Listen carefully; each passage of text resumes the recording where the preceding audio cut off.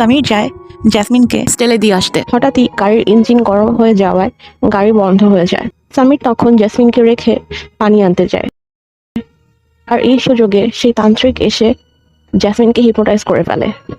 আর তারপর জ্যাসমিনের মাথার চুল কেটে নিয়ে একটি কালো জাদুর পুতুলের মধ্যে বেঁধে দেয়, আর সেই পুতুলটি একটি বোতলে ভরে কফিনের মধ্যে নাকি তার লাশের কাছে রাখে। এরপরই জ্যাসমিন সম্মোহিত হয়ে গুহার ভিতরে নাকি তার কফিনের কাছে চলে যায়। এখানে নাকি তাকে যদি গ্রামবাসীরা ফাঁসি না দিয়ে আগুনে পুড়িয়ে মারতো তাহলে আর কোনো সমস্যাই হতো না।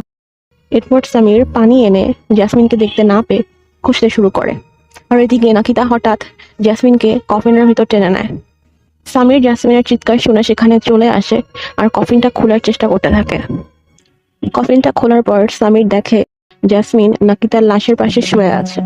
জ্যাসমিন তখন চোখ খুলে সামিরকে বলে ওঠে, তুমি আমাকে কখনো মারতে পারবে না। তখনই তান্ত্রিকের লোকজন এসে সামিরকে আক্রমণ করে আর সামিরকে মেরে ফেলে। দৃশ্য পরিবর্তন হয় ঠাকুর সাহেবের বাড়িতে। গভীর রাতে কলিং বেলের আওয়াজ শুনে ঠাকুর সাহেব দরজা খুলে দেখে সেই তান্ত্রিক জ্যাসমিনকে নিয়ে দাঁড়িয়ে আছে। এরপর সে বলতে থাকে, বড় একটি দুর্ঘটনায় আপনার ভাই মারা গেছে আর আমি আপনার মেয়েকে সেখান থেকে বাঁচিয়ে নিয়ে এসেছি। স্বামীর মৃত্যুর খবর শুনে সামিরের স্ত্রী শোকে স্তব্ধ হয়ে যায়।